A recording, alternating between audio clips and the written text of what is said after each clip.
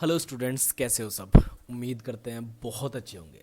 आज का जो चैप्टर है ये हम शुरू करने वाले हैं एनिमल किंगडम। एनिमल किंगडम से रिलेटेड जितनी भी इम्पोर्टेंट चीज़ें हैं, चाहे वो इम्पोर्टेंट पॉइंट्स हों, चाहे वो इम्पोर्टेंट क्वेश्चंस हों, चाहे वो आपके किसी भी तरह के कोई एग्जाम्पल्स हों, क्योंकि इस चैप्टर में आप जानते हैं कि एग्जाम्पल्स बहुत बहुत ज़्यादा होते हैं, वो सब हम कवर करने वाले हैं।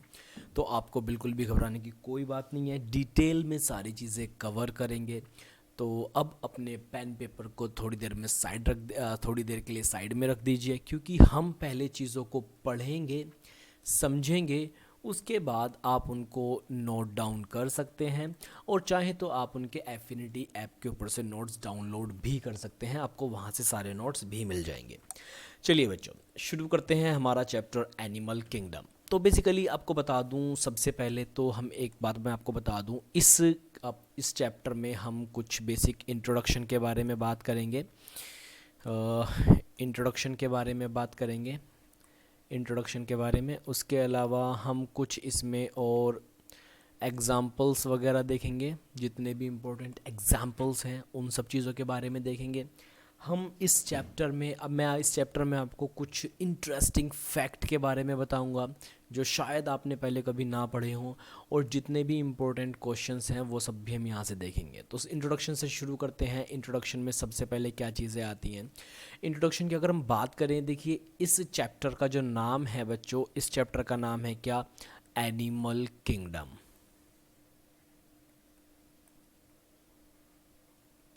देखिए, एनिमल मतलब कि जितने भी इम्पोर्टेंट एनिमल्स हैं, जितने भी, चाहे सिंपल एनिमल्स हों चाहे हायर एनिमल्स हों, कोई भी हों, वो सभी के सभी एनिमल्स किस में आएंगे? इनका एक अलग से किंगडम बना दिया गया है, ये आएंगे एनिमल किंगडम में। जैसे कि हम पढ़ते हैं Monera, protista, fungi, Plantae and Animalia. तो एनिमलिया जो किंगडम है, एनिमलिया में बच्चों जितने भी एनिमल्स हैं वो सारे के सारे किस में आ गए?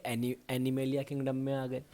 तो इसके अंदर हम इनकी बेसिक प्रॉपर्टीज़, इनके जनरल फीचर्स, इंपॉर्टेंट फीचर्स, वो सभी पढ़ेंगे। तो मोनेरा में हमने जैसे कि स्टार्ट करने से पहले कुछ बेसिक कैरेक्टरिस्टिक्स पढ़ी थी जो सभी एनिमल्स की थी, उनके बारे में थोड़ा सा डिस्कस करना हम शुरू करते हैं।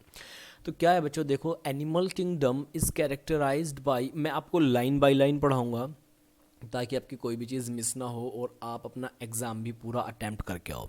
Animal kingdom is characterised by multi cellular eukaryotic organism. देखो यहाँ पर एक वर्ड आ गया मल्टी सेल्यूलर, इसका मतलब वहाँ पर मोर देन वन सेल तो प्रेजेंट है ही, चाहे कितना ही भी सिंपल ऑर्गेनिज्म क्यों ना हो। हमने मोरेरन्स के केस में देखा था या प्रोटिस्ट के केस में देखा था कि वहाँ आपको सिर्फ एक सिंगल सेल मिलता था, चाहे वो प्रोकैरियोट्स था, चाहे वो यूकैरियोट्स की कैटेगरी में आता था, लेकिन वो क्या थे? मोनेरन्स, वो सिंगल सेलुलर थे। एनिमल कोई भी होगा वो मल्टी सेलुलर ही होगा, मतलब कि उसमें एक से ज़्यादा सेल्स प्रेजेंट रहेंगे।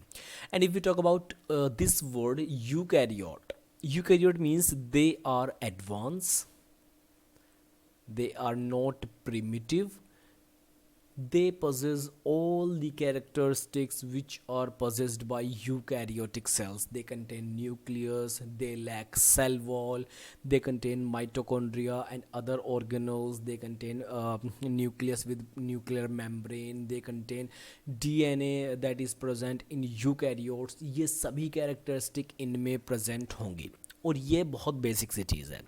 इसके बाद सभी एनिमल्स हैं तो सभी में एक कॉमन कैरेक्टरिस्टिक और होगी, जिसके बेसिस पर हम प्लांट्स और एनिमल को जो है डिफरेंशिएट करते हैं। प्लांट्स में सबसे बड़ी, प्लांट सेल की सबसे बड़ी कैरेक्टरिस्टिक ये है कि उनमें सेल वॉल प्रेजेंट होती है, लेकिन इधर सेल वॉल एब्सेंट है एनिमल किंगडम में, एनिमल्स में। They ingest and digest food, that means इस तरह का कोई भी न्यूट्रिशन, देखो बच्चों, कोई भी न्यूट्रिशन हो जिसमें अगर हम फूड को इंजेस्ट करते हैं, इंजेस्ट का मतलब समझते हो? इंजेस्ट का यहाँ पे मेरे पास में कुछ फूड रखा नहीं है, वरना मैं आपको करके दिखाता। एक फूड पार्टिकल आप कुछ भी लें, कैसा ही भी फूड हो आपके पास में, उसको आपने उठाया और मुंह में रख लिया, इस प्रोसेस को बोलते हैं इंजेशन। समझ गए? इस प्रोसेस को बोलते हैं इंजेशन। और डाइजेशन भी एक पूरा प्रोसेस है, फिर उसको डाइजेस्ट करते हैं, फिर जो अनडाइजेस्टेड फूड है उसको फीसिस जो होते हैं उसको बाहर निकाल देते हैं। तो इस तरह के मोड ऑफ न्यूट्रिशन को बोलते हैं होलोजोइक। और होलोजोइक जो होगा वो क्या है, जनरली वो क्या होते हैं, हेटेरोट्रोफ होते हैं। हेटेरोट्रोफ के बारे में बात करते हैं। देखो, जो हेटेरोट्रोफ्स हैं बच्चों, जो हेटेरोट्रोफ्स हैं, that means they are depend on other organisms. ऐसे ऑर्गेनिज्म हैं जो अपने खाने के लिए, अपने न्यूट्रिशन के लिए दूसरों के ऊपर डिपेंड है। Can you imagine? ह्यूमंस को हम कहते हैं कि सबसे ज़्यादा स्मार्ट है। आप सोच सकते हो बच्चों, हम कहते हैं सबसे ज़्यादा स्मार्ट अगर कोई एनिमल है तो वो क्या है, ह्यूमंस हैं। बट ऐसी भी क्या स्मार्टनेस जिसमें हमको अपने फूड के लिए दूसरे ऑर्गेनिज्म के ऊपर डिपेंड होना पड़ता है। एक्चुअली हम दूसरे ऑर्गेनिजम्स का यूज़ कर रहे हैं अपने फूड के लिए। अब चाहे हम एनिमल्स को मार के खाएं, उनका मीट खाएं, चाहे प्लांट्स खाएं, हम आफ्टर ऑल डिपेंड तो हैं दूसरे ऑर्गेनिजम्स के ऊपर ही। तो बेसिकली हम क्या हैं, हेटेरोट्रॉफ्स हैं। मतलब हम अपना खाना खुद नहीं बना सकते, हम हेटेरोट्रॉफ्स हैं। और हम जो हैं दूसरे ऑर्गेनिजम्स के ऊपर डिपेंड होते हैं अपने फूड के लिए, हेटेरोट्रॉफ्स। और जितने भी मोनेरन्स हैं, बैक्टीरिया हैं, ऑलमोस्ट सभी बैक्टीरिया सभी ऑटोट्रॉफ नहीं होते, कुछ हेटेरोट्रॉफ्स भी होते हैं बैक्टीरिया। लेकिन प्लांट्स जितने भी होते हैं वो सभी कैसे होते हैं, ऑटोट्रॉफ्स होते हैं। कुछ एक्सेप्शंस जैसे कि आपको इंसेक्टिवोरस प्लांट्स वगैरह मिल जाएंगे, वो थोड़े बहुत हेटेरोट्रॉफ्स हो सकते हैं, लेकिन वो भी अपना खाना खुद बना सकते हैं फोटोसिंथेसिस से। कुछ मिनरल्स वगैरह की कमी पूरी करने के लिए वो इंसेक्ट्स वगैरह को खाते हैं। ठीक है। Majority of them are motile. Motile का मतलब है कि चलने फिरने वाले। मतलब कि मान लो एक पॉइंट ये है, यहाँ से चल के अगर कोई ऑर्गेनिज्म यहाँ पहुँच गया तो ये है मोटाइल। अब चाहे इसके पैर हों चाहे ना हों, चाहे ये किसी स्पेशल ऑर्गन की मदद से चल रहे हों, ज़रूरी नहीं है इंसानों जैसे पैर इनमें हों, बट ये कैसे हो सकते हैं, मोटाइल हैं मोस्टली, सभी नहीं होंगे। ठीक है। अब इसमें क्या है, रिप्रोडक्शन इज मोस्टली सेक्सुअल। मतलब कि इनमें किसका इन्वॉल्वमेंट होगा, when we talk about sexual reproduction बच्चों, तो यहाँ पर गैमेट्स की इन्वॉल्वमेंट देखने के लिए मिलती है। सेक्सुअल रिप्रोडक्शन वो रिप्रोडक्शन है जिसमें गैमेट्स का इन्वॉल्वमेंट होता है। जब गैमेट्स का इन्वॉल्वमेंट होगा, सेक्सुअल रिप्रोडक्शन होगा, तो वहाँ पर हमें एम्ब्रियो फॉर्मेशन भी देखने के लिए मिलती है। जाइगोट बनेगा, एम्ब्रियो बनेगा, उसके बाद में फिर आगे चल के वो कंप्लीट डेवलपमेंट होगा एक फुल चाइल्ड में, फिर उसका बर्थ हो जाएगा। उसके बाद क्या है, अबाउट 1 to 2 मिलियन स्पेशीज़। सच बताऊं तो ये डेटा जो है पुराना है थोड़ा सा, तो मैं इस पे थोड़ा भरोसा नहीं कर रहा अभी के टाइम पर। और ऐसे क्वेश्चन जिसमें स्पेशीज़ का डेटा दिया गया रहता है वो कभी नीट में आपसे नहीं पूछे जाएंगे, क्योंकि बच्चों ऐसा है, ये इसलिए भी नहीं पूछा जाएगा डेटा आप लोगों से क्योंकि डेटा जो है वो चेंज होता रहता है, डेटा चेंज होता रहता है। ठीक है, ओके। तो उसके बाद क्या है, higher forms show elaborate sensory and neuromotor systems. इसका मतलब क्या है, इसका अगर मैं आपको मतलब समझाने की कोशिश करूं तो सिंपल सा इसका मतलब है, देखो हायर ऑर्गेनिज्म की अगर हम बात करते हैं, if you talk about higher organism, if you talk about higher organism, तो इसमें बेसिकली क्या आएंगे, हायर ऑर्गेनिज्म में जनरली क्या आ जाएंगे। हायर ऑर्गेनिज्म की जब हम बात करते हैं तो इसमें स्पेशली अगर हम देखें ह्यूमंस को सबसे ऊपर हम इसमें रखेंगे। हम और किसी को रख सकते हैं, एनिमल्स को रख सकते हैं, फॉर एग्जांपल हम डॉग को रख सकते हैं, हम कैट को रख सकते हैं, अपन लोग एलिफेंट को रख सकते हैं। इस तरह के जितने भी ऑर्गेनिज्म हैं वो सभी हायर ऑर्गेनिज्म्स हैं या हायर एनिमल्स हैं। इन सब में कुछ ना कुछ ऐसी चीज़ें होंगी जिनको हम बोलते हैं सेंसरी ऑर्गन्स। अब बताओ, चलो आप लोगों से 5th क्लास का एक क्वेश्चन पूछता हूँ, इवन 3rd 4th क्लास का ही होगा। कौन कौन से सेंसरी ऑर्गन्स ह्यूमन बॉडी में प्रेजेंट होते हैं, मुझे उनका नाम बताओ। अब बोलेंगे सर कितना सिंपल क्वेश्चन पूछ रहे हैं आप। तो बेटा आपको इसका आंसर करना पड़ेगा। सिंपल क्वेश्चन है। सिंपल क्वेश्चन में भी आपको बताऊं क्या सिंपल क्वेश्चन है, जैसे कि आपको क्या इसके नाम हो सकते हैं। आई, ठीक है, आँख जो होती है आपकी एक सेंसरी ऑर्गन ये है। दूसरा आपका ईयर, इससे आप सुनते हो, आँख से देखते हो, इससे सुनते हो। आई, ईयर, नोज़, इससे आप सूंघते हो। आई, ईयर, नोज़, उसके बाद टंग, टंग से आप टेस्ट करते हो, और स्किन, इससे आप फील करते हो।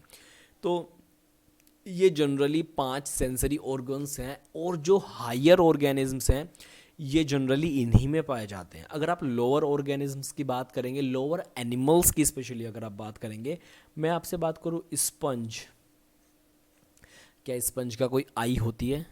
क्या स्पंज का कोई ईयर होता है? क्या स्पंज की कोई स्किन होती है? नहीं, बल्कि ये सेल्यूलर लेवल की ऑर्गेनाइजेशन है। अभी हम इसके बारे में बात करेंगे आगे, लेकिन ये सेल्यूलर लेवल की ऑर्गेनाइजेशन है, इसमें ऑर्गन लेवल अभी नहीं है। तो ऑर्गन लेवल जिसमें होगा, सबसे पहले तो उन्हीं को हम हायर एनिमल्स कहेंगे, उन्हीं को हम हायर एनिमल्स कहेंगे, और जिनमें ऑर्गन लेवल होगा उन्हीं में ऑर्गन्स प्रेजेंट होंगे। Got it? समझ में आ गया ये आपको? क्लियर है यहाँ तक आपका? ठीक है बच्चों, उसमें ऐसे ही न्यूरोमोटर सिस्टम मतलब सेंट्रल नर्वस सिस्टम, और आपका ये होता है CNS, PNS, ये सब कुछ होते हैं। ये हायर एनिमल्स के कैरेक्टरिस्टिक्स हैं। यहाँ तक क्लियर है सभी का? आगे चलें। ठीक है बच्चों, अब देखते हैं हम कुछ और इंटरेस्टिंग चीज़ों के बारे में। If we talk about the basic classification, देखो मैं हमेशा आप लोग को ना बहुत इंटरेस्टिंग वे में ऐसे समझाना चाहता हूँ कि आप ये मत सोचो कि बुक में जो अगर यहाँ पे क्लासिफिकेशन दी हुई है कि इस वाली क्लासिफिकेशन की मदद से ही आपको चलना है। नहीं यार, ये actually education is not just something like आपको वो मिली, आपने बुक्स को देखा और आपने रट्टा मार लिया। इसको ऐसे नहीं लेके चलना है अपन को।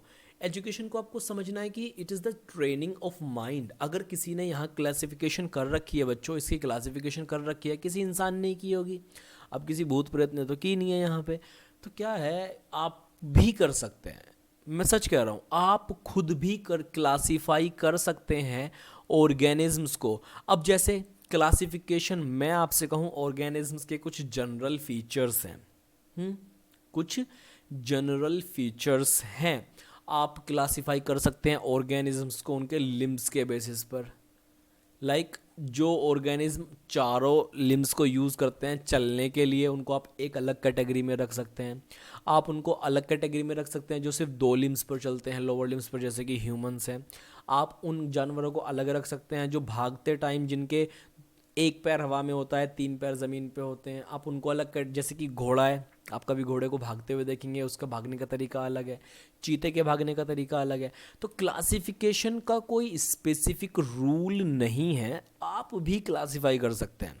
हाँ, आपके लिए क्लासिफिकेशन की ज़रूरत क्या है? क्लासिफिकेशन की ज़रूरत सिर्फ इसलिए है ताकि हमें चीज़ें पढ़ते टाइम इजी लगें, हम उनको इजीली डिटरमाइन कर पाएँ, हम उनको इजीली क्या कर पाएँ, पहचान पाएँ, उनके ऊपर इजीली साइंटिफिक स्टडी कर पाएँ, इसलिए क्लासिफिकेशन की जाती है। क्लासिफिकेशन की अगर हम बात करें स्पेशली एनिमल्स के केसेस में, अब आप यहाँ पर ये देखना, अभी हम बात कर रहे थे लेग्स के ऊपर, लिम्स के ऊपर, लेकिन अब आप यहाँ पर देखना, यहाँ पर क्या क्या यूज़ किया जाएगा एनिमल्स को क्लासिफाई करने के लिए, किस किस कैरेक्टरिस्टिक का हम लोग यूज़ करेंगे, या साइंटिस्ट ने किस किस कैरेक्टरिस्टिक्स का यूज़ किया है एनिमल्स के क्लासिफिकेशन के लिए। ठीक है बच्चों, यहाँ तक अभी तक क्लियर है आपका सब कुछ? चलो अब बात करते हैं, हम जो क्लासिफिकेशन के लिए कुछ क्राइटेरिया यूज़ कर रहे हैं, इसमें क्या चीज़ें आती हैं। इसमें यहाँ पर सबसे पहले आ रहा है अरेंजमेंट ऑफ सेल्स। सेल्स का अरेंजमेंट कैसा है, यूनिसेलुलर है, मल्टीसेलुलर है, किस तरह से है। दूसरा जो हमने क्लासिफिकेशन किया है बॉडी सिमेट्री के ऊपर है, मतलब कि अगर एक इंसान को, अगर हम एक ह्यूमन को ऐसे करके खड़ा है, बीच में से बांटे तो लेफ़्ट इक्वल और राइट ऑलमोस्ट होता नहीं है। अगर आप जनरली देखोगे ना, अक्सर आपके राइट साइड की चीज़ें बड़ी होंगी कंपेयर टू लेफ़्ट साइड, या फिर आप इस तरह से देख सकते हो, लाइक आपका एक गाल बड़ा हो सकता है, एक गाल छोटा हो सकता है। और मैं ये मजाक के तौर पर नहीं बोल रहा हूँ, मैं ये आपको सच्ची बता रहा हूँ कि आपकी चीज़ें ऐसे डिफ़र करती हैं। आपका एक बम बड़ा होगा, एक छोटा होगा, एक थाई थोड़ी सी बड़ी होगी, मतलब मोटी होगी, एक थोड़ी सी कम होगी, है ना। आपको आपको आप ऐसे चाहे ना शीशे के सामने खड़े होकर खुद को ऐसे निहार सकते हैं, मतलब ऐसे करना नहीं चाहिए, लेकिन ऐसा होता है बच्चों, ठीक है। तो लेकिन ऑलमोस्ट इक्वल है। तो अगर हम ह्यूमंस को बांटे तो इस तरह की चीज़ों को क्या बोलते हैं, सिमेट्री। एक स्टार फिश होती है, उसको हम किसी भी प्लेन से बांटेंगे इधर से तो वो बराबर ही होगी हर इस चीज़ में। तो इन सब चीज़ों के बाद ऊपर भी ऑर्गेनिजम्स को डिवाइड किया गया है। उसके बाद है नेचर ऑफ सीलोम। देखो आपका पूरा एमबीबीएस यहाँ से गुजर जाएगा, लेकिन मैं आपको कुछ यहाँ से एक दो चीज़ें बताऊँगा जो कि आपके पूरा एमबीबीएस गुजर जाएगा, तब भी आपकी ये सेम ही रहेंगी चीज़ें। बच्चों जहाँ पर भी वर्ड आ जाए सीलोम, इसका मतलब है क्या, खाली जगह, जिसको इंग्लिश में हम लोग बोलते हैं कैविटी। अगर आप लोग डेंटिस्ट बनोगे, बीडीएस ऑप्ट करोगे, मान लीजिए एफिनिटी से पढ़कर आपका सिलेक्शन हो गया है, फरमान सर के साथ में आपने मेहनत कर ली अच्छे से। देखो हाँ, एक चीज़ और मैं आपको बताने वाला था। मैंने पिछले कुछ दिनों में कुछ वीडियोस देखे हैं जिनमें कुछ टीचर्स हैं जो बकवास ज़्यादा करने लगे हैं और काम की बातें कम करते हैं। अगर वो लाइव स्ट्रीमिंग भी करेंगे ना, तो लाइव स्ट्रीमिंग में फ़ोन उनके हाथ में रहता है हमेशा, और वो कमेंट सेक्शन चेक करते रहते हैं, और वो जानबूझ के ऐसे कमेंट पिक करते हैं जो कमेंट जो है किस तरह के होंगे, जो थोड़े तोड़ मरोड़ के पेश किए गए हैं, या जो जो थोड़े से आपको ऐसे कमेंट लगेंगे जो थोड़ा आपको सबका ध्यान आपकी तरफ खींचेंगे। वो एक मैम है, नाम तो मैं नहीं लूँगा यहाँ पर, लेकिन वो पढ़ाते टाइम ना कमेंट ही पढ़ती रहती हैं वो बस ऐसी कि मैम, वो ऐसी कमेंट पढ़ेंगी, मैम 200 बीघा ज़मीन है और बस आपके यहाँ की देर है, और फिर उसके ऊपर वो रिएक्ट करती हैं लाइव क्लास में। बच्चे का क्या होता है, बच्चा उस चीज़ से एडिक्ट हो जाता है। एडिक्ट का मतलब समझते हो आप लोग, फिर उसको पढ़ाई में मन नहीं लगता, और फिर वो ऐसी चीज़ों को देखना ज़्यादा पसंद करता है, क्योंकि ऐसी चीज़ें देख के ना हमारा ब्रेन थोड़ी देर के लिए खुश हो जाता है। हमारे ब्रेन में केमिकल सिक्रेट होता है बच्चों, डोपामीन। डोपामीन की वजह से आप कह सकते हैं कि आपको थोड़ी देर के लिए खुशी मिलती है, और अगर आपको ज़्यादा देर तक ऐसा होता रहे, जो कि रील्स देखने की वजह से भी ऐसा होता है, रील्स में 10 सेकंड में आपको कुछ ज़बरदस्त कंटेंट दिख गया, कोई नाच रहा है, कच्चा बादाम चल रहा है, आपको देख के बहुत अच्छा फील हुआ, आप खुश हो गए, आपने ऐसे 50 रील देख लिए, अब आपके ब्रेन को ऐसी खुशी की आदत लग गई, क्योंकि बार बार डोपामीन सिक्रेट होगा, और आपकी बॉडी को ज़्यादा डोपामीन की आदत लग जाएगी। इतनी ज़्यादा आदत लग जाएगी कि जब आपको वो रील नहीं मिलेगी तो आपको उसकी कमी महसूस होगी, आप अपने फ़ोन को बार बार उठाओगे, चेक करोगे।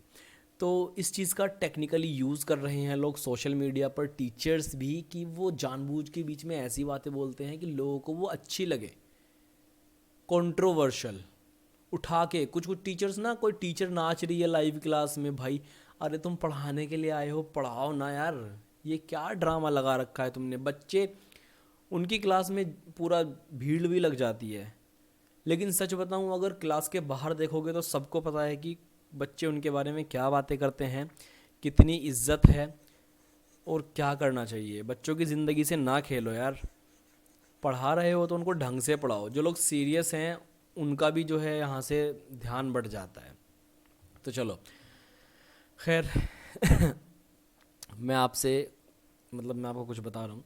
देखो सीलोम का मतलब खाली जगह, ओके, पूरा एमबीबीएस गुजर जाएगा, आप इसको याद रखना। सीलोम का मतलब कैविटी। जो लोग डेंटिस्ट बनेंगे ना, दांतों में उनके 5 साल कैविटी ढूंढते ही गुजर जाएंगे, ठीक है। इसके बाद है कि वो डिप्लोब्लास्टिक हैं, ट्रिप्लोब्लास्टिक हैं। मतलब कि मान लीजिए ये मेरा हाथ है और इस मेरे हाथ में लेयर्स प्रेजेंट होती हैं। कोई भी ऑर्गेनिज्म हाथ में ऐसा है, सॉरी, मतलब सिर्फ हाथ में नहीं होती हैं। जब ऑर्गेनिज्म का डेवलपमेंट होता है, मान लीजिए ये जाइगोट है, ये जाइगोट है। जब जाइगोट से एम्ब्रियो बनता है बच्चों, तो उस टाइम पर कुछ लेयर्स का फॉर्मेशन होता है। ह्यूमंस के केसेस में ऐसी 3 लेयर होती हैं, या अगर हम बात करें जितने भी हायर एनिमल्स हैं उनमें 3 लेयर होती हैं।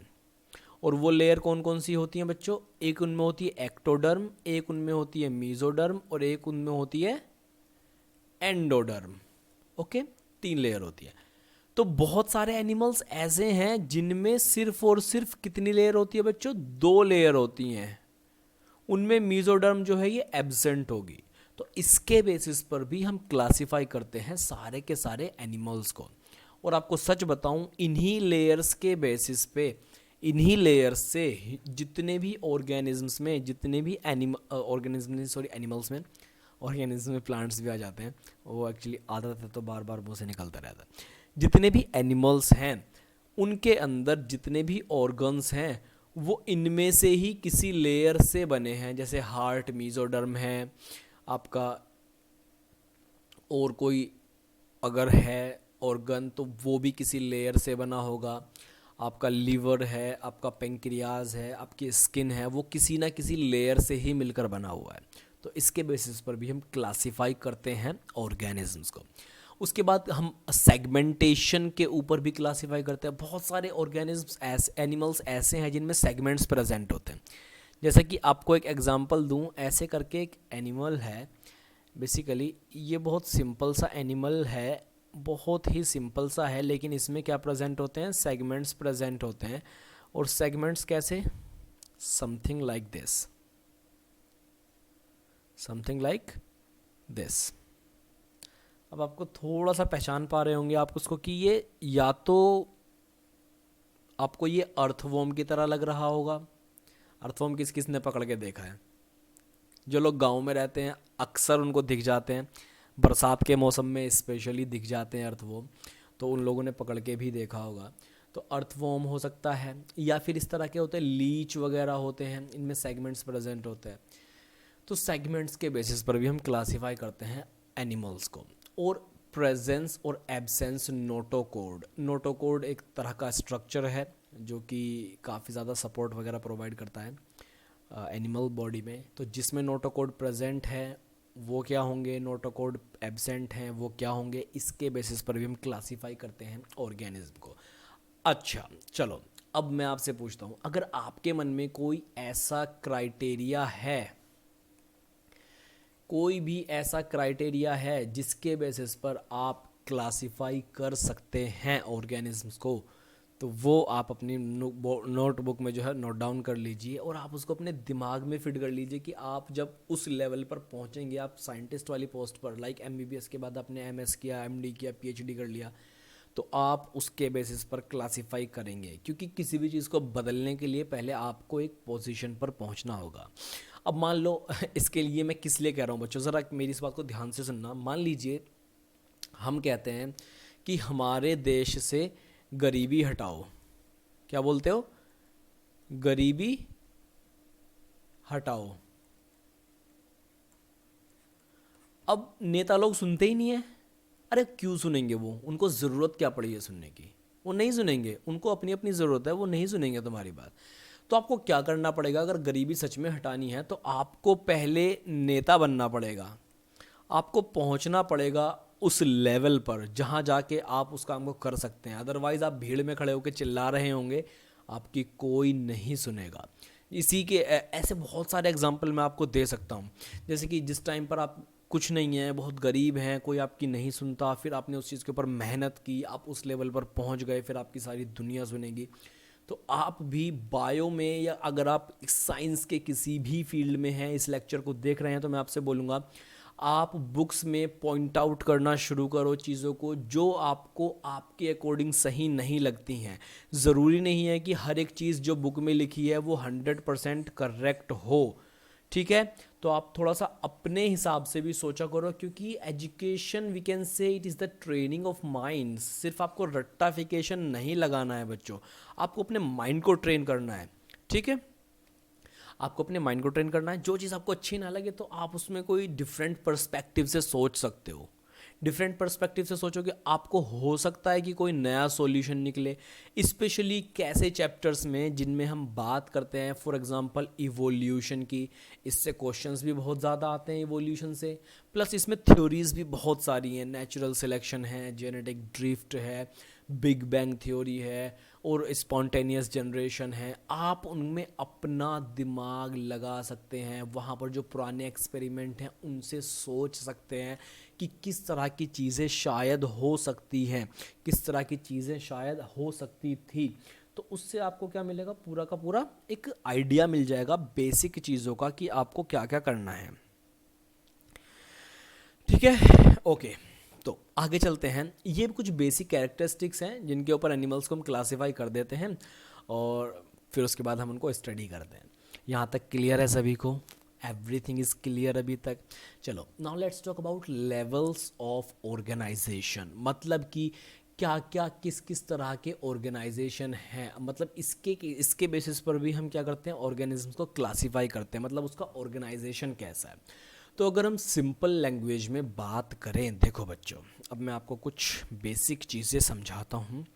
मान लीजिए कि ये बेसिक चीज़ें इतनी बेसिक हैं कि आपने बिल्कुल एकदम उस टाइम पर पहुँच गए हैं जिस टाइम पर आपको इस दुनिया में कुछ नहीं मिलेगा, एक सिंगल सेल भी नहीं मिलेगा, मतलब दुनिया में लाइफ एग्जिस्ट नहीं करती थी। उस टाइम पर जब आप पहुंच गए बच्चों, तो आपको सबसे पहले क्या मिलेगा, कुछ बेसिक क्राइटेरिया है, कुछ बेसिक मटेरियल है, इनऑर्गेनिक मटेरियल, उन्होंने मिलके मान लो सबसे पहले बना दिया एक सेल। क्या बना दिया उन्होंने मिलके? सबसे पहले एक सेल बना दिया। ठीक है बच्चों, क्या बना दिया? एक सेल बना दिया। अब ऐसे ऑर्गेनिज्म्स जिनमें कुछ सेल्स ही प्रेजेंट हैं उसको बोलते हैं सेल्यूलर लेवल ऑफ ऑर्गेनिज्म। ठीक है, ऐसे एनिमल्स भी हो सकते हैं जिनमें सिर्फ कुछ सेल्स हैं और वो एनिमल हैं, तो वो सेल्यूलर लेवल की ऑर्गेनाइजेशन हो गई। इसके बाद हम जानते हैं सेल से बना था क्या? टिश्यू। जब कुछ कई सारे अलग अलग तरह के सेल, मान लीजिए एक ग्रुप था सेल का जो कि एक फंक्शन परफॉर्म कर रहा था, अगर सिर्फ इतना ही ऑर्गेनिज्म है तो ये सेलुलर लेवल की ऑर्गेनाइजेशन हो गई। लेकिन एक ग्रुप और आ गया सेल्स का जो कि एक अलग फंक्शन परफॉर्म कर रहा था, एक ग्रुप और आ गया जो एक अलग फंक्शन परफॉर्म कर रहा था, अब ये हो गई क्या? टिश्यू लेवल की ऑर्गेनाइजेशन। तो अगर टिश्यू है, एक दो तरह के टिश्यूज प्रेजेंट हैं, तो ये क्या हो गई? टिश्यू लेवल की ऑर्गेनाइजेशन हो गई। उसके बाद क्या है बच्चों, हम जानते हैं, इसके एग्जांपल्स भी मैं आपको दूंगा, अभी सिंपल लैंग्वेज में समझा रहा हूँ। टिश्यू से हम जानते हैं क्या बनता है? ऑर्गन बनता है। ठीक है, कई सारे टिश्यू, मान लीजिए जैसे कि हम जानते हैं हार्ट है, हुँ? एक हार्ट है, एग्जाम्पल के तौर पर हम इसमें ले लेते हैं हार्ट। अब हार्ट में कई तरह के टिश्यूज़ प्रेजेंट हैं, उसमें अंदर साइनोएट्रियल नोड भी है, उसमें सेप्टम भी हैं, उसमें कुछ वाल्व भी हैं, अलग अलग टिश्यूज़ हैं, तब जाके मिलके एक ऑर्गन बना है। तो ऑर्गन लेवल की ऑर्गेनाइजेशन हो गई, ऑर्गन लेवल की ऑर्गेनाइजेशन। तो ऐसे एनिमल्स जिसमें कई ऑर्गन प्रेजेंट हैं वो ऑर्गन लेवल की ऑर्गेनाइजेशन, जिसमें बहुत सारे टिश्यूज़ हैं वो उस लेवल की है, जिसमें सिर्फ सेल्स हैं वो सेलुलर लेवल की ऑर्गेनाइजेशन है। और ऑर्गन से बनता है पूरा का पूरा ऑर्गन सिस्टम, और जब कई सारे ऑर्गन सिस्टम मिलते हैं तो क्या बनता है? ऑर्गेनिज्म बनता है। कुछ लोग क्या करते हैं कि वो सोचते हैं सेल, सेल के बाद टिश्यू, टिश्यू से वो कहते हैं ऑर्गन, और ऑर्गन से पहुंच जाते हैं डायरेक्ट ऑर्गेनिज्म पे। बच्चों ऑर्गन सिस्टम भी है ह्यूमन बॉडी में, जैसे कि आपको पूरे के पूरे सिस्टम मिलेंगे। आपको इम्यून सिस्टम अलग मिलेगा, उसके ऑर्गन अलग हैं। आपको रेस्पिरेटरी सिस्टम अलग मिलेगा, उसके ऑर्गन अलग हैं। आपको डाइजेस्टिव सिस्टम मिलेगा, उसके ऑर्गन अलग हैं। आपको यूरिनरी सिस्टम मिलेगा, उसके ऑर्गन अलग हैं। आपको इस तरह के बहुत सारे सिस्टम मिल जाएंगे। तो एक क्वेश्चन आपसे और मैं ये पूछना चाहता हूँ कि how many systems are there in human body? बताओ, how many systems in human body? अब बताओ आप मुझे, कितने सिस्टम्स हैं ह्यूमन बॉडी में? आपको ये बताना पड़ेगा क्योंकि ये क्वेश्चन नीट में आपसे पूछा जा सकता है। सिंपल। चलो अब लेवल ऑफ ऑर्गेनाइजेशन के बारे में थोड़ा सा और डिटेल में बात करते हैं। क्लियर है यहाँ तक सब कुछ? तो देखो क्या है, एक है हम जानते हैं सेल्यूलर लेवल की ऑर्गेनाइजेशन, जिसमें कुछ सेल्स हैं जिन्होंने मिलके एक बॉडी बना दी है एनिमल की। ठीक है, उसके कैरेक्टरिस्टिक्स एनिमल वाले हैं लेकिन सिर्फ कुछ सेल्स हैं। ऐसे ऑर्गेनिज्म को बोलेंगे सेल्यूलर लेवल ऑफ ऑर्गेनाइजेशन इसमें प्रेजेंट है। और इसका एग्जाम्पल नीट में अगर आपसे पूछा जाता है तो इसका एग्जाम्पल है बच्चों स्पंज। कभी आपने स्पंज से नहाए हो? बाथ स्पंज, गद्दे से होते हैं, वो इसी से बनते हैं। जो नेचुरल स्पंज होते हैं, बाथ स्पंज जो होते हैं, वो इसी से बनते हैं। जब वो समुद्र से निकाले जाते हैं तो उनमें ना काफ़ी ज़्यादा डस्ट, मिट्टी, काफ़ी सारे पार्टिकल्स होते हैं, तो उनको थोड़ा सा प्योरीफाई किया जाता है, उनको गरम वरम करके उनमें से डस्ट पार्टिकल्स वगैरह बाहर निकाले जाते हैं, तब जाके वो प्योर हो जाते हैं और फिर उनका यूज़ किया जाता है। ओके, यहाँ तक क्लियर है सभी का? इसके बाद सेलुलर के बाद में आता है यहाँ पर टिश्यू लेवल की ऑर्गेनाइजेशन। अब कुछ ऐसे एनिमल्स हैं बच्चों जिनमें कुछ टिश्यूज़ प्रेजेंट है, जैसा कि मैंने अभी बताया था। कई सारे सेल हैं ग्रुप के, अलग अलग जो फंक्शन परफॉर्म कर रहे हैं वो एक साथ मिल गए और वो अलग अलग फंक्शंस भी परफॉर्म कर रहे हैं अलग अलग टिश्यू के। लेकिन एक टिश्यू का एक स्पेसिफिक फंक्शन होगा, दूसरा टिश्यू उसको अलग फंक्शन हो सकता है। इसका एग्जाम्पल है क्या? Coelenterates, Coelenterata. ये भी आपका नीट में पूछा जा चुका क्वेश्चन है, ये भी आपको याद रखना है। क्लियर है यहाँ तक? इसके बाद हम थोड़ा सा आगे चलें। अब एक ऐसा सिस्टम है जिसमें कि कई सारे ऑर्गन प्रेजेंट होते हैं।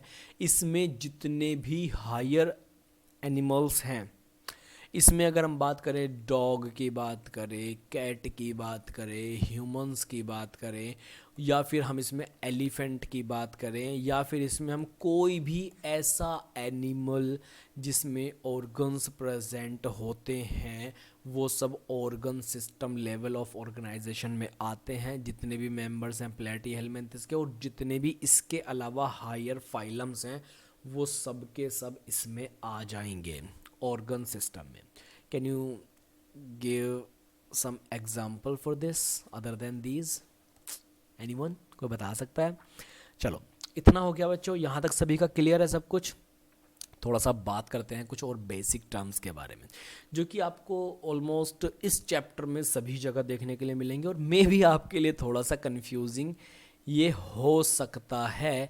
तो आपको इसको अच्छे से पढ़ना भी है, याद भी रखना है, और डोंट वरी, मैं आपको पढ़ाऊंगा तो आपको टेंशन लेने की कोई ज़रूरत नहीं है। ठीक है बच्चों, चलो now let's talk about a few different things. देखो, बॉडी सिमेट्री। आपने अपने 8th-9th क्लास में अगर जियोग्राफी पढ़ी हो, जियोग्राफी अगर आपने पढ़ी हो तो वहाँ sorry, I am not talking about बच्चों geography, sorry guys, I was talking about geometry. Mathematics में अगर आपने ज्योमेट्री कभी पढ़ी हो तो वहाँ पर आपको शायद से कभी सिमेट्री का आपने जिक्र सुना होगा। मतलब कि वहाँ पर आपको बोल देंगे कि एक सर्कल है, उसको किसी भी, ये तो सर्कल खैर नहीं बना, शायद से हमारे पास इसमें हो सकता है कुछ, देखते हैं। ओके फाइन, मैं ड्रॉ करने की कोशिश करता हूँ। यस, तो हमारे पास में एक सर्कल है बच्चों। अगर इस सर्कल को मैं किसी भी प्लेन से कट करूं तो वो इक्वल हाफ्स में बटेगा। चाहे मैं उसको हॉरिजॉन्टली करूं, वर्टिकली करूं, कैसे ही भी कट करूं, वो इक्वल हाफ्स में कटेगा। बट वहीं दूसरी केस में अगर मैं आपसे कहूं बच्चों कि मेरे पास में एक जो है ट्राइंगल है, सॉरी शायद ट्राइंगल हमारे पास सेलेक्ट नहीं हुआ है ये, ओके भाई मैं सेलेक्ट क्या कर रहा हूँ, ये बन क्या रहा है, सॉरी गाइज, ये अभी ठीक से वर्क नहीं कर रहा है, तो हम सिर्फ इसको ऐसे बना लेते हैं। मैं कहूँ हमारे पास में एक ट्राइंगल है, ट्राइंगल को अगर मैं ऐसे कट करता हूँ, इक्विलेटरल ट्राइंगल है तो ऐसे आ जाएगा, ऐसे इक्वल में आ जाएगा और ऐसे इक्वल में आ जाएगा। लेकिन मैं आपसे एक ऐसा ट्राइंगल बोलूँ या कुछ ऐसा ट्राइंगल मैं आपसे बोलूँ, या मैं आपसे कुछ ऐसा ट्राइंगल बोलूँ जिसको आप इक्वल हाफ्स में डिवाइड ना कर सकते हो, तो उसकी सिमेट्री अलग हो जाएगी। तो सिमेट्री के बेसिस पर काफ़ी कुछ खेल है और इसके ऊपर भी कई क्वेश्चंस पूछे जाते हैं। तो कुछ ऑर्गेनिजम्स ऐसे होते हैं जो लबड़ू डब्लू ऐसे ही पड़े हुए होते हैं, उनकी कोई सिमेट्री नहीं है, उनकी कोई प्रॉपर स्पेसिफिक शेप नहीं है। ऐसे और एनिमल्स को बोला जाता है एसिमेट्रिकल एनिमल्स। क्या बोलते हैं ऐसे एनिमल्स को? एसिमेट्रिकल एनिमल्स इनको बोला जाता है। इनको हम इक्वल हाफ्स में डिवाइड नहीं कर सकते, किसी प्लेन से इक्वल हाफ में नहीं बांट सकते हम इनको, तो ऐसे को क्या बोलेंगे बच्चों? एसिमेट्रिकल बोलेंगे। और इसमें स्पंज आ जाएंगे। स्पंज क्या होते हैं? बेसिकली ऐसे ही कुछ भी ऐसे खड़े हुए होते हैं ये समुद्र के अंदर, और इनमें ऐसे ऐसे करके पोर्स होते हैं, छेद होते हैं इनमें छोटे छोटे से, और पानी इनमें से ऐसी कहीं से भरता है, कहीं से निकलता हुआ चला जाता है, और ये इसी तरह के ऑर्गेनिज्म होते हैं। ठीक है, इसी तरह के ऑर्गेनिज्म ये होते हैं। तो स्पंज, अब इसको कहाँ से बांटो? बीच में से नहीं बांट सकते, तो स्पंज किस में आते हैं? एसिमेट्रिकल कैटेगरी में आते हैं। यहाँ तक क्लियर है? चलो अब बात करते हैं दूसरा। एक तरह की सिमेट्री है जिसको हम लोग बोलते हैं रेडियल सिमेट्री। ये ऐसी सिमेट्री है बच्चों, इसको हम किसी भी प्लेन से अगर कट करते हैं तो ये दो इक्वल हाफ्स में बट जाएंगे। एग्जाम्पल है सिलिंड्रेट्स, टेनोफोर्स और इकाइनोडर्म्स। देखो बच्चों, मैं आपको एक चीज़ बताता हूँ। समटाइम्स रट्टाफिकेशन is a good policy to qualify examination, because we are talking about examples and there are a lot of examples in this chapter, like maybe hundreds of examples सिर्फ अकेले इस चैप्टर से। तो आपको सभी एग्जाम्पल्स को याद रख पाना थोड़ा सा टफ हो सकता है। तो आप क्या करोगे? आप सिंपली क्या करो, कुछ चीज़ों को दिमाग में बसाओ, और जो दिमाग में नहीं बस रही हैं मैं आपको सिंपल से बोलता हूँ कि आप उनको रट सकते हो, नाम को रट सकते हो, लेकिन सभी चीज़ को नहीं। कोई भी टीचर आपको जल्दी से रटने की सलाह नहीं देगा, लेकिन ठीक है भाई, फरमान सर कह रहे हैं तो कुछ भला ही होगा। तो देख लो, इसमें रट सकते हो यहाँ से कुछ नाम को। ठीक है, तो रेडियल सिमेट्री ऐसे हो गया। अभी इनके पिक्चर्स के साथ में मैं आपको पूरा अच्छे से दिखाऊंगा कि क्या क्या चीज़ें हैं इसमें, पिक्चर्स वगैरह देना। Now let's talk about another kind of symmetry, that is bilateral symmetry. और बाइलेटरल सिमेट्री में क्या है बच्चों? इनको हम देखो, ये वाला रेडियल जो होता है किसी भी प्लेन से काट रहे हैं तो इक्वल कट जा रहा है, जैसे कि स्टारफिश वगैरह इसमें आ जाएंगे। एक है बाइलेटरल सिमेट्री, इसका मतलब है इनको हम लेफ्ट और राइट इक्वल हाफ्स में डिवाइड कर सकते हैं। अगर हमने एक वर्टिकल लाइन खींच दी इसकी बॉडी के सेंटर में, तो हम ये जो डिवाइड होगा दो पार्ट में, लेफ्ट और राइट पार्ट इक्वल होंगे। मान लो कोई ऑर्गेनिज्म ऐसा है, ठीक है, अगर हम इसको ऐसे कट कर देते हैं तो इधर का और इधर का बराबर इक्वल हाफ है, लेकिन हम इसको ऐसे कट करते हैं तो ऊपर वाला और नीचे वाला इक्वल नहीं है। तो इस तरह की सिमेट्री को बोला जाता है bilateral symmetry. Examples are annelids, arthropods, chordates वगैरह, इसमें सारे के सारे आ जाएंगे। इसके कुछ पिक्चर्स वगैरह देखते हैं बच्चों। देखो क्या ही मज़ेदार पिक्चर है यहाँ पर। पहला एग्जाम्पल है क्या? बाइलेटरल सिमेट्री का। देखो बाई का मतलब क्या होता है? बाई का मतलब काम वाली बाई नहीं है, बाई का मतलब है टू। ठीक है, लेटरल,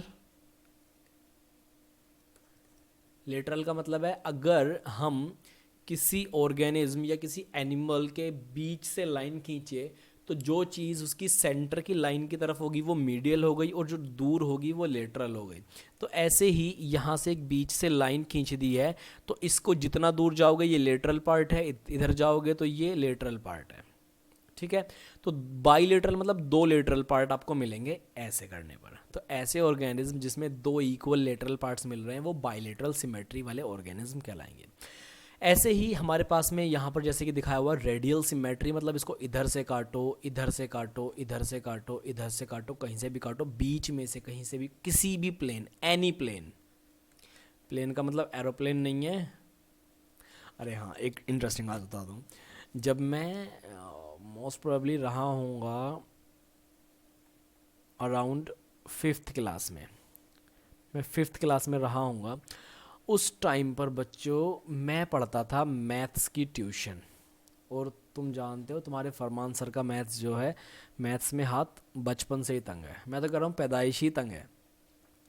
सच बताऊँ तो इसका एक रीज़न ये भी है कि कभी हमें अच्छे टीचर नहीं मिले मैथ के। कोई भी टीचर बुरा नहीं होता, लेकिन शायद से वो टीचर मुझे नहीं समझा पाए, या मेरे माइंड की उतनी कैपेसिटी नहीं थी कि वो मैथमेटिक्स में ज़्यादा एक्टिव हो पाता। क्योंकि मेरे साथ में कुछ और स्टूडेंट्स भी थे जिनकी मैथ बहुत अच्छी थी और उन्होंने एक एंट्रेंस भी क्वालिफाई कर लिया था उन्हीं सर से पढ़ के। लेकिन उनकी पहले से मैथ अच्छी थी, और फर्स्ट क्लास से लेकर फिफ्थ क्लास तक मुझे कोई ऐसे टीचर नहीं मिले जो मुझे मैथ से प्यार करवा पाते। बल्कि मैथ्स वाले टीचर तो मारते थे, और मारते मारते सुझा देते थे पिछवाड़ा। ठीक है, सच में भाई इतना मारते थे वो टीचर। हमारे एक सर थे, मारते मारते एक बार उन्होंने मुझे टेबल के नीचे घुसा दिया था। उस दिन से मैंने सोच लिया भाड़ में जाए साली, मैथ पढ़नी ही नहीं है अपन को। ठीक है, तो तो एनी प्लेन, मतलब जब वो पढ़ाते थे हम सर हमारे, मैं बात कर रहा था प्लेन के बारे में, तो वो कहते थे एक प्लेन है। वो ज्योमेट्री के क्वेश्चंस वगैरह होते थे, या कोई पता नहीं कैसे कैसे क्वेश्चन होते थे सॉल्व करने के। वो कहते थे एक प्लेन है बच्चों, उस प्लेन को हम बीच में से काट देते हैं। पता मेरे दिमाग में क्या आता था? मुझे लगता था ये बात चल रही है एरोप्लेन की। अब ये एरोप्लेन को बीच में से काट रहे हैं, और वो कहते थे प्लेन को बीच में से हाफ डिवाइड कर देते हैं, उसके बाद हमारे पास वैल्यू ये है, उसके बाद वैल्यू ये है, उसके बाद वैल्यू ये है। और भाई मेरा दिमाग सड़ जाता था। मैं कहा ये एरोप्लेन को क्यों काट रहे हैं यार, प्लेन प्लेन प्लेन करते रहते हैं, इनका मतलब क्या है प्लेन से? आसान भाषा में समझा दो ना मुझे। लिटरली मेरे को खुद को बहुत ज़्यादा क्या फील होता था, बेचारापन। बेचारापन समझते हो? हैं, हेल्पलेस। सीरियसली मुझे कोई अगर अच्छा मैथ का टीचर मिला हुआ होता ना उस टाइम पे, जो मेरी कंडीशन को समझता, तो मैं आज मैथ में बहुत आगे होता। उसके बाद जब बायो हमने ली, तो बायोलॉजी में कुछ चीज़ें तो पता थी, चलो ठीक है, लेकिन इतना ज़्यादा डीप में नहीं पता था। तो वहाँ पर चैप्टर शुरू हो गया सेल। पहली बार सेल के बारे में मैंने सुना था, मतलब बायो ली नहीं थी एक्चुअली। जो 8-9 क्लास में जो बायो होती है, वहाँ पर चैप्टर शुरू हुआ सेल। सेल टीचर ने कहा, टीचर आया सबसे पहले क्लास में, उसने कहा बेटा चलो आज हम पढ़ेंगे सेल के बारे में। तो तुम्हें पता है मुझे क्या दिमाग में आया था? मेरे दिमाग में आया था ये वाला सेल। ये वाला सेल जो होता है बच्चों, ये बैटरी वाला सेल जो होता है, लाइक सेल। टीचर ने कहा cell is the basic structure and functional unit of life. मगर सर सेल तो बैटरी उसमें लगता है, घड़ी में लगता है, सेल तो रिमोट में लगता है। कहते दट नालायक, कुछ नहीं आता तुमको। बाद में पता चला, अच्छा तब तक भी नहीं पता था लिटरली मुझे सेल के बारे में। टीचर ने हमको अनियन पील का एग्जाम्पल माइक्रोस्कोप में दिखा दिया था। उन्होंने कहा था ये जो आपको ईंटों की तरह स्ट्रक्चर नज़र आ रहा है ये सेल्स हैं। तब तक भी पता नहीं क्या बात कर रहे हैं, सेल सेल किए जा रहे हैं। और तुम्हें सच बताऊं तो उसके बाद में मैंने पढ़ाई की, थोड़ी सी मेहनत की, एंड आफ्टर दैट मैं आपको बताऊं, मैंने फिर अपने ग्रेजुएशन में बच्चों, मैंने अपने ग्रेजुएशन में माइक्रोबायोलॉजी चूज़ की। जानते हो, फिर मैंने अपने ग्रेजुएशन में माइक्रोबायोलॉजी चूज़ की, और माइक्रोबायोलॉजी में मैंने सेल ही पढ़ा है, क्योंकि micro is all about cellular. Microbacterial cell, animal cell, monerans, protists, fungal cells, algae cells, spirulina, single cell, सब कुछ सेल ही पढ़ा है ग्रेजुएशन पोस्ट ग्रेजुएशन में। So that was amazing. लेकिन आज के टाइम पर माइक्रो का स्कोप बच्चों थोड़ा सा कम हो गया है। तो आप अगर कभी कुछ ऐसा चूज़ करने का सोच रहे हैं तो ध्यान से चूज़ करिएगा, उसका स्कोप वगैरह देखकर।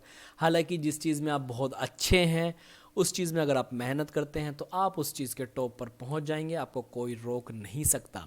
आप किसी भी सब्जेक्ट को चूज़ करने से पहले देखिए आपका एप्टीट्यूड, एस्पिरेशन, आपके उस फैसले में, उस आपकी विश में कितनी ताकत है। मुझे माइक्रोबायोलॉजी बहुत पसंद थी और इसीलिए मैंने उसमें कमांड हासिल करी। इसी तरह से आपका बायोकेमिस्ट्री अच्छा हो सकता है, आपका कोई दूसरा सब्जेक्ट अच्छा हो सकता है, आपका जूलॉजी अच्छा हो सकता है, आपका बॉटनी अच्छा हो सकता है, आपका बायोटेक, जेनेटिक्स, डीएनए, ये अच्छा हो सकता है। आप उन सब चीज़ों को चूज़ कर सकते हैं। आपके post graduation, higher education, MBBS करेंगे तो वहाँ पे सब कुछ पढ़ना पड़ेगा आपको।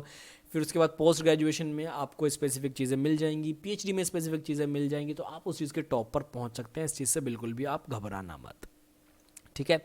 एसिमेट्रिकल वो चीज़ें होती हैं बच्चों जिसको हम किसी भी प्लेन से काटेंगे तो वो किसी सिमेट्री में बटेंगे ही नहीं, ठीक है। यहाँ तक क्लियर है आप लोगों का। Now let's talk about body wall. देखो मैंने आपको बताया था लेयर्स होती हैं जब ऑर्गेनिज्म बनता है। अगर 2 लेयर हैं तो 2 लेयर कौन कौन सी होंगी? एक होगी एक्टोडर्म और एक होगी क्या? एंडोडर्म। एक्टो मतलब बाहर, बाहर वाली लेयर, एंडो मतलब अंदर वाली लेयर। चलो इससे ज़्यादा सिंपल तो आपको शायद ही कोई समझाएगा। क्लियर है? यहाँ तक क्लियर है। और इन दोनों के बीच में एक अनडिफ्रेंशिएटेड लेयर या मेम्ब्रेन कुछ टाइप की होती है जिसको बोलते हैं मिजोग्ले, मिजोग्लिया। इसको पढ़ो, प्रोनाउंसिएशन आपके ऊपर है, आप कुछ भी प्रोनाउंस करो, इसको मिजोग्ले वगैरह बोलेंगे, ठीक है। एग्जाम्पल है सीलेंट्रेट। इनको बोलते हैं जिनमें 2 लेयर होती है, इनको बोलते हैं क्या? Diploblastic, diploblastic. अब इसमें कुछ ऐसे भी हैं बच्चों, देखो डिप्लोब्लास्टिक का एग्जांपल, सबसे बाहर की लेयर एक्टोडर्म है, ये वाली लेयर जो है ये एक्टोडर्म है, ठीक है। अंदर वाली लेयर जो है बच्चों ये एंडोडर्म है। लेकिन इनके बीच में यहाँ पर एक लेयर है जो अच्छे से, इसमें कोई सेल वगैरह हमें नज़र आ नहीं रहे हैं, इसको मिजोग्ले बोलेंगे। ये क्वेश्चन नीट में आपका पूछा जाता है, नीट में पूछा जाता है ये क्वेश्चन। और क्या है, जो ट्रिप्लोब्लास्टिक हैं, जो हायर एनिमल्स में प्रेजेंट होते हैं, जो लेयर, इन जब ऑर्गेनिज्म बनता है तब ये लेयर बनती हैं और फिर हर एक ऑर्गन इन्हीं लेयर्स से बनता है। ये मत सोचना कि अभी के टाइम पर ये प्रेजेंट हो गई आप में, नहीं, जब एम्ब्रियो बना उस टाइम पर ये बन रही हैं ये लेयर, ठीक है बच्चों।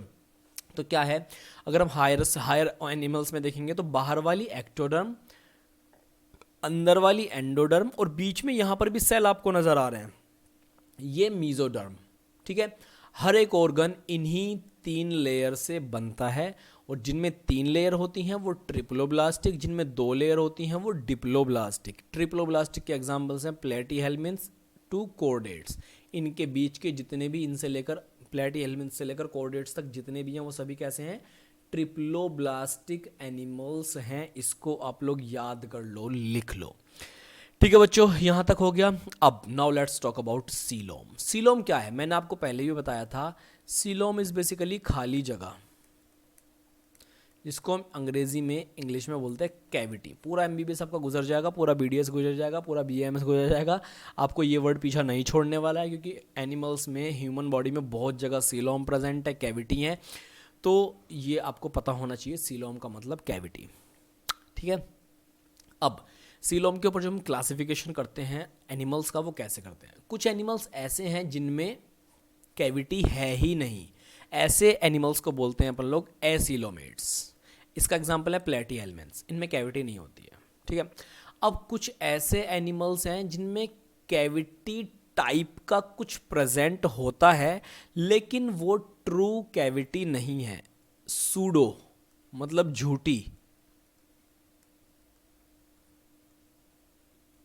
झूठी, सूडोसीलोमेट्स, क्योंकि इनमें जो कैविटी है वो मीजोडर्म से लाइंड नहीं होती है। एग्जाम्पल है एस्चेलमेंथ्स, ठीक, क्लियर है। इसके बाद एक ऐसे होते हैं जिनको बोलते हैं यूसीलोमेट्स। इनमें क्या है, in these animals true coelom lined by mesoderms is present. Example annelids और कॉर्डेट्स। इसमें flat worm, round worm, segmented worm, ये सब आ जाएंगे। और अभी हम इसको देखो, यहाँ पर इसका स्ट्रक्चर है, इसको कट करके जूम करके दिखाया हुआ है यहाँ पर। इसमें क्या है, थोड़ा सा बीच में कैविटी आपको मिल जाएगी, ठीक है। यूसिलोमेट्स। इसके बाद हम अगर बात करें तो क्या है, यूसिलोमेट्स बोलो या सिलोमेट्स भी इसको बोलते हैं, क्या बोलते हैं? ठीक है बच्चों।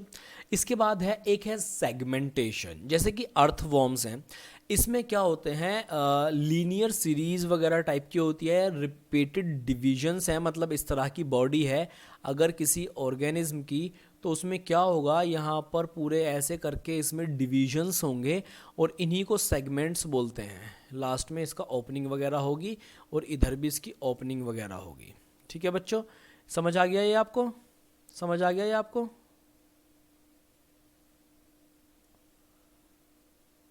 ठीक है। ऐसे सेगमेंट्स, ऐसी लीनियर सीरीज, इसको बोलते हैं मेटामर्स। मेटामियर या मेटामर, जो आप प्रोनाउंस करना चाहो कर सकते हो, लेकिन इनको यही बोलते हैं। ये क्वेश्चन भी आपके नीट में पूछा जा चुका है, तो इसको भी आप याद रखिए, अच्छे से पूछा जा सकता है। अब यहाँ तक मुझे बताओ कितने लोगों को समझ में आ गया है? कितने लोगों को समझ में आ गया है? अब जो क्लासिफिकेशन अगर हम देखते हैं एनिमल्स की, तो इसमें क्या आता है, किंगडम एनिमेलिया, इसके अंदर ही आएंगी सारी चीज़।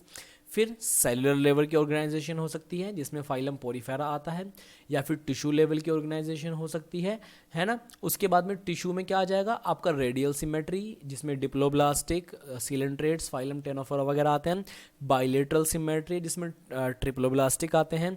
इसके अंदर और फर्दर क्या आ जाती है चीज़ें, एसिलोमेट्स हैं, सूडोसिलोमेट्स हैं और सीलोमेट्स हैं। 3 तरह की कैविटी है। एक तरह की क्लासिफिकेशन सीलोम वगैरह के बेसिस पर, या हम कह सकते हैं कि इसको सेलुलर लेवल पर, टिश्यू लेवल पर, सिमेट्री लेवल पर और फिर सीलोम के लेवल पर हमने इस तरह से इनको क्लासिफाई कर दिया है। यहाँ तक सभी की सारी चीज़ें क्लियर हैं? तो बच्चों इस लेक्चर को अभी हम इधर ही ख़त्म करते हैं, क्योंकि आगे हमें और भी चीज़ें पढ़नी है और ये लेक्चर ऑलमोस्ट अराउंड 50 मिनट्स का अभी हो चुका है। इस लेक्चर्स में जितने भी बेसिक कॉन्सेप्ट थे किंगडम एनिमलिया के, वो हमने पढ़ लिए। अब हम डायरेक्ट फाइलम के बारे में पढ़ेंगे, और फाइलम में हमें ऐसे ही नाम देखने के लिए मिलेंगे कि कौन सा ऑर्गेनिज्म में कौन सी सीलोम है, कौन से ऑर्गेनिज्म में क्या ऑर्गेनाइजेशन लेवल है, कौन से ऑर्गेनिज्म में कौन सी सिमेट्री है, कौन से ऑर्गेनिज्म का एग्जाम्पल क्या है, वो ट्रिप्लोब्लास्टिक है, डिप्लोब्लास्टिक है, क्या है। तो अब आपको ये पढ़ने में आसानी होगी। तो अब हम नेक्स्ट लेक्चर में हमारा स्टार्ट करने वाले हैं फाइलम पोरीफेरा, सीलेंट्रेटा, टेनोफोरा वगैरह के बारे में पढ़ेंगे। ये चैप्टर थोड़ा सा लंबा है, लेकिन इससे क्वेश्चंस भी काफ़ी ज़्यादा आ सकते हैं, क्योंकि बड़ी सारी चीज़ें हैं, कंफ्यूज करने वाली चीज़ें हैं, तो आपको यहाँ से सारी की सारी चीज़ें डिटेल में पढ़नी है। तो चलो बच्चों, इस आज के लेक्चर में इतना ही। फटाफट से आप अपने नोट्स डाउनलोड कीजिए, आप अपने क्विज़ अटेम्प्ट कीजिए, आप अपने मॉक टेस्ट अटेम्प्ट कीजिए, आप अपना मेगा क्विज अटेम्प्ट कीजिए, जिसमें आपको टी शर्ट जीतने का भी मौका मिलेगा। वो टी शर्ट आपके घर पे पहुंच जाएगी। आप जो है और चीज़ों को भी, इसमें जितनी भी आपकी क्या हो सकती है, जितनी आप अपना मतलब वो क्या बोलते हैं उसको, जुड़ सकते हैं किसी भी चीज़ से, कितना किस चीज़ को यूज़ कर सकते हैं, क्योंकि आपको सारी की सारी चीज़ें फ्री में मिल रही हैं। आप उनका यूटिलाइजेशन कीजिए, एंगेजमेंट शो कीजिए, वो कीजिए, और आपको चीज़ें, आपको कुछ टाइम पे लगेगा कि ट्रैक पर आ गई हैं, आप नीट को क्वालिफाई करने के रास्ते पर चल जाइए, क्योंकि 7 मंथ का इस साल 2023 में 7 मई का नीट है, उसके लिए आपको तैयारी करनी पड़ेगी अच्छे से। तो नेक्स्ट लेक्चर में फाइलम पोरीफेरा हम शुरू करने वाले हैं। अभी के लेक्चर को ख़त्म करते हैं। इस लेक्चर में इतना ही, मिलते हैं आपसे नेक्स्ट लेक्चर में। चलिए, बाय बाय एवरीवन।